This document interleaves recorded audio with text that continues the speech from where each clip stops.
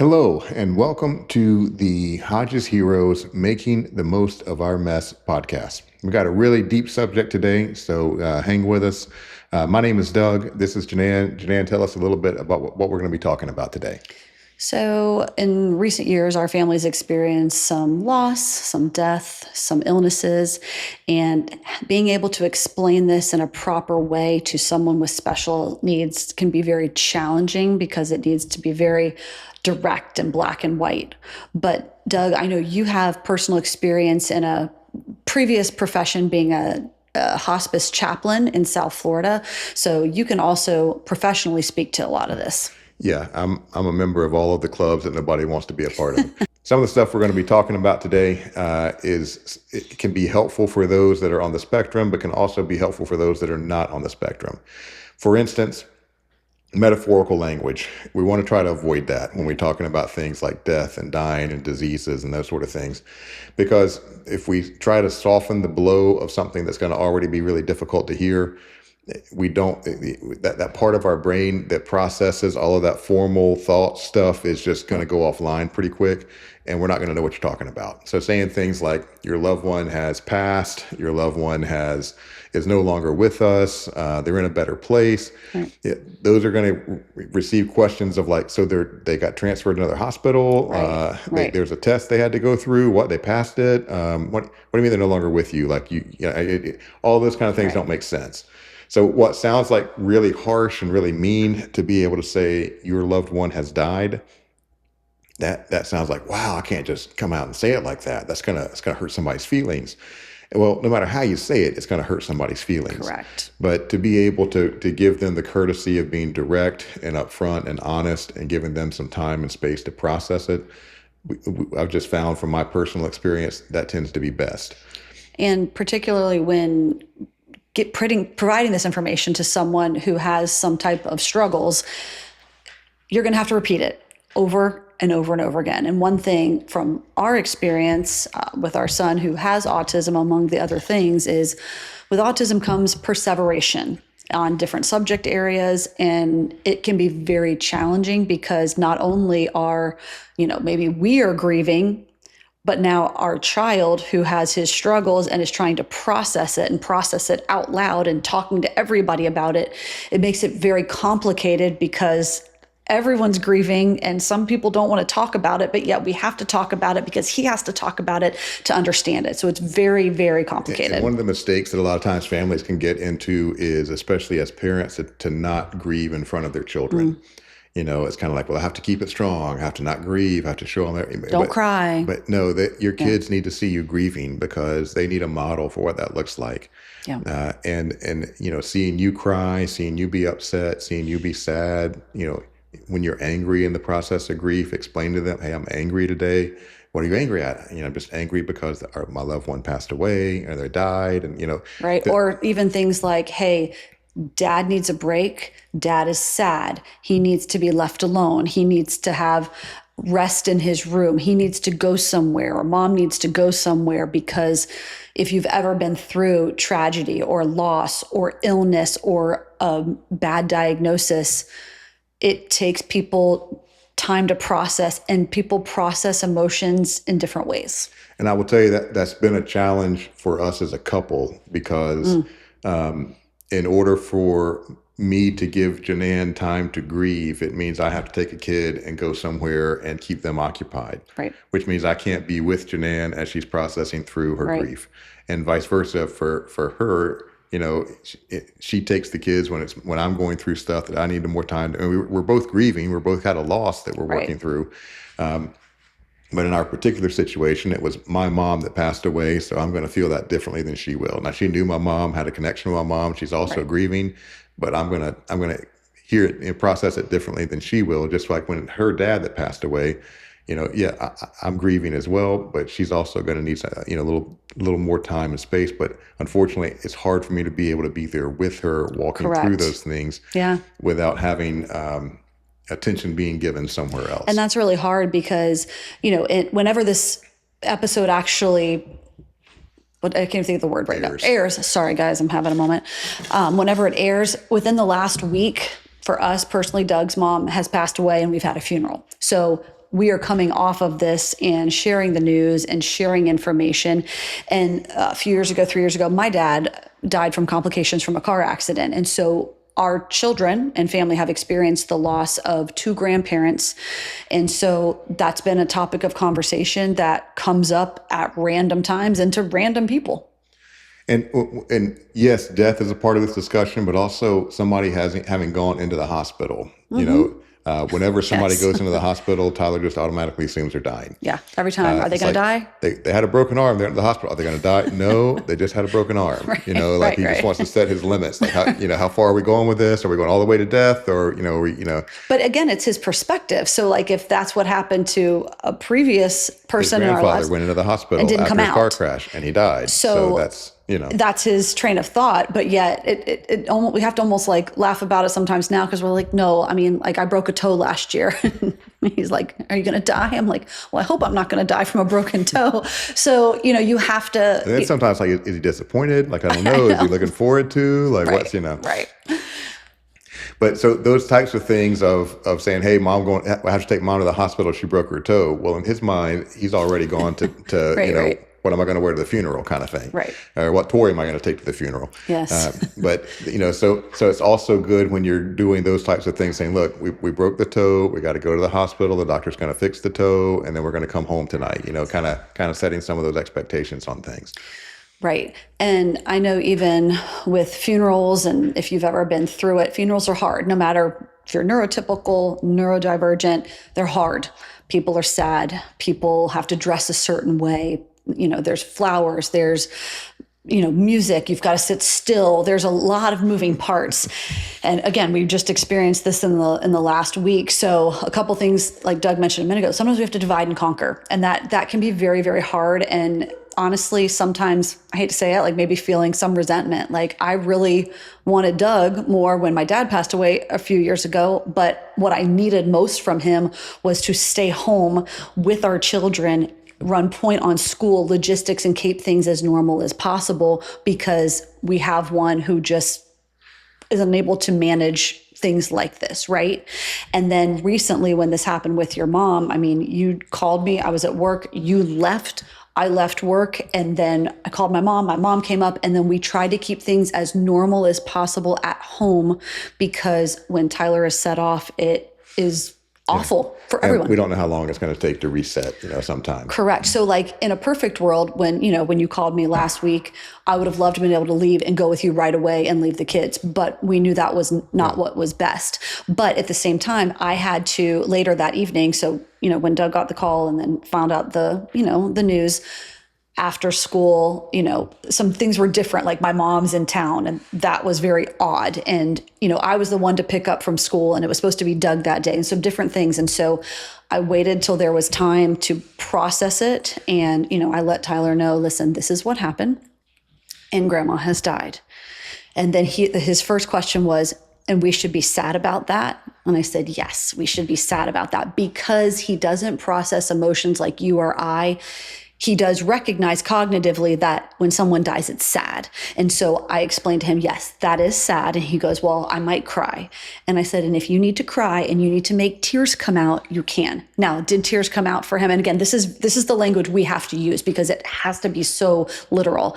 He didn't, but he did say later, he's like, I think I might have to. And I said, well, if you need to, you let me know. And so one thing we did, as much as he wanted to call his grandfather and call his uncles and call Doug, you at the time, I was like, let's not do that right now, quite honestly, because people like me get it. Tyler calls, he's going to say something kind of blunt, and that's inappropriate. That's comforting for, like there's a sense of like he's trying to comfort kind of thing. Right. But he does that to somebody that doesn't understand that. It's kind of like, what kind of idiot says something stupid like that to me at this time? Right. But most of my family knows him, and it probably would have been okay. But it's just one of those things of, you never know what he's going to say and how it's going to get interpreted. Correct. Especially even to like teachers at school and different things of, but they kind of know at this point, like if something sounds really weird and off, we should probably call Doug and Janan and they do. What happened here? And they're like, okay, we were trying to figure out what was going on with that. And one thing too is like, I know for me, Doug, I try to be very respectful and, honor people while they're going through that. So like, it wasn't abnormal for your dad to call, Tyler to call your dad on a daily basis just to say what was going on.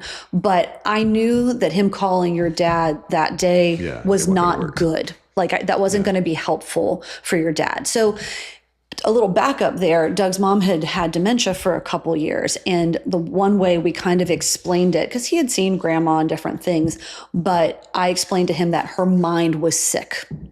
And for whatever reason, he could understand that her mind was sick and her brain was not working well. So he knew she was sick, even though she might have looked the same, but she started to act differently. Yeah. So those kind of things can get challenging. And even like day of funeral, you know, funny story, the very first funeral I ever did when I worked for hospice, You were like, what, 20? 22, 23. We might not even been married We then. were newly married. And the funeral was for, one of our hospice patients who had a grandson that had autism. Go figure. God was kind of prepping some things for me from back when. And they asked me to do the funeral because the kid liked me, and apparently, never liked anybody. So we're sitting in the funeral, my very first funeral. I'm as nervous as I could be, and I get up to do my thing, and this kid just starts calling my name out, Doug. And I'm like, they didn't talk about this when I was. You didn't get trained in this. This was not in Bible college. Funeral 101. As to what to do. And so I'm like, whatever the kid's name was, like, do you need to say something? And they're like, no. I'm like, okay. And so I'd go on another sentence or two, and he'd scream my name out again. And I'm like, do you have something to say? It's like, no. And I'm like, I looked at the family. I said, should I just keep going? They're like, yeah, just keep going. So, doing my first funeral, people that don't really know all that well, kids calling my name every 3 sentences. And you're distracted. I don't know what I said at that funeral, but it got done. There's so much irony here. Like when we said that the other day, I was like, man, there's a lot going on. God was prepping me for things that I didn't even know about at that point. Well, and so in preparation for last week's funeral, again, Doug's out of town trying to take care of business. And Doug, you actually ended up being asked to, do you say officiate? Yeah, yes, a funeral. Let's call it that. I don't know what the right word is. And so, keeping in mind that, okay, I've got to take the kids out of town, and Doug's now speaking, as are Tyler and Tucker's uncles. And, so trying to think, how am I going to keep things at bay? And honestly, you never know how someone's going to react. Quite honestly, seeing a casket, seeing a body. I mean, Doug, you did this for a long time professionally, and you've seen everything under the sun. And I'm no longer surprised. So one thing we did is, Doug and Tucker went the night before the funeral. And I just knew it was best for me to stay home with Tyler because, first of all, he doesn't usually sleep well other places when we go out of town because he's excited or jacked up and it's late at night and, he can't come down off of that. So Doug and Tucker went early the night before so Doug could kind of gather his thoughts, help get, family taken care of. And then my mom and Tyler and I drove up very early the morning of the funeral. We stopped at some Buc-ee's on the way. We did our normal things. And we came in later than the rest of the family did in the family time. And, I feel like I think I'm coaching Tyler all the time, like in the car. Here's, Tyler, what should you say if someone says this? Okay, Tyler, these people are going to be sad. We are sad. This is not an appropriate time to ask X, Y, and Z. So it's kind of like prepping him ahead of time, and you really never know what's going to happen. And I kind of had an exit strategy that if we sat down in the funeral, I needed to sit on the end. So I had texted, Doug and his brothers, and his older brother was kind enough to reserve seats for Tyler and me, let me know where the exits were so that if I needed to get him out of there in case he was upset or distracting others, we had a plan. I also had, Doug, your best friend, was in town. I happened to tell him, hey, listen, if you see me leave, I might need a little bit of help outside. Yeah, we had 2 or 3 bouncers ready to go. We did. To help out on that. We did. And honestly, he did a phenomenal job. Truthfully, the day of the funeral, Doug, I think that was probably one of the best days he's had behaviorally. Which is amazing. But at the same time, recognizing he's also dealing with emotions at that point. Correct. And he doesn't really know how to process them. And he will continue to deal with these same emotions for months to years, even to, in the whole, even that funeral that we were at brought up conversations of his grandfather because that was the last funeral he went to. Correct. And and that's a very common thing for people that are not on the spectrum. You go to a funeral and that might be the first time you really cried over your dad or your mom or your grandpa or whoever's funeral that was 2 or 3 funerals ago, just something, something snapped and hit at that point. Right. And it just, it just stirred it all up inside of you. So that's not uncommon for anyone, but especially for him, because he's going to take some time to process what this looks like. What does it mean, especially as he gets into visits to go see my parents and my mom's not there. What's that going to look like? She doesn't have her birthday, but he's going to tell me when her birthday is. And there again, that's common for anyone, whether you're on the spectrum or not. That year first is a really challenging time for anybody that's going through grief and loss, but especially for those on the spectrum, because it's so concrete and it can be very abrupt. Like, oh, grandma's not going to be at Christmas because she's dead. Like, well, there you go. Yes, buddy. That's probably not how it's going to go. It's really hard too, because me having dealt with my dad's grief years ago, there are just some times where it's like, well, I know he's not trying to be hurtful, but man, that's hard. I'm dealing with my own junk, and you too, Doug. Like, your mom died, and then he's asking these questions, and I know it's not on purpose, but it's still really hard. And I know, when you came back after going up, out of town initially, and then coming back before the funeral, like, you took time off from work, and I just said, you need to go do whatever you need to do. So, if you've ever experienced loss, you're very tired, you're drained, you're processing things, and that person who it's really impacting really needs that time away. And so again, if you are having a family member with some special needs, how can you best support the ones that are going through it, I hate to say it, but like the most, right? And also taking care of the other family members who are dealing with it. Doug, you still, you and your family were dealing with this loss. We have another child who is dealing with this loss, who's more of our quiet one, internal one. But, there's a lot of moving parts. Yeah, I have a mode that's incredibly unhealthy that I've just had to have it out of necessity, where I go into professional caregiver mode. And so somehow I have a way of stuffing all of my emotions down in this really strong box, and I can be present during the tragedy and during the phases of whatever it needs to go through. And that gives me the opportunity to be helpful in serving the family members and the others around me. Right. The problem is I don't always deal with my grief up front or even down the road all that terribly well. Yeah. And, I remember when Janan's dad died, our younger son was like, Dad, I'm trying to be strong and not cry like you. And I'm like, Dad, that's like, buddy, there's something wrong with me. Like, this is not healthy. Like, you need to be sad and cry. Like, just the fact that I'm not doing it is not a strength for me. That's just, a necessity in order to be able to function. It's a survival skill for me. But I also think in some ways it's also a skill set. There are some people, like, I couldn't have done the type of work that you did, because I would have been like totally like, you have to learn, is that you have to adapt to it. And you had to learn that skill. You had to adjust that skill. And that doesn't mean that don't grieve, but I think it looks differently for each person. And I know even in the last week, and I was just checking on the hair. Are you okay? Are you sure you're okay? It's okay not to be okay. And again, everyone processes things differently depending on whatever the news is that they get. What else? Difficult subject. I think our kids are probably not going to let us talk much more on this before they, spontaneously combust from their attempt to be quiet.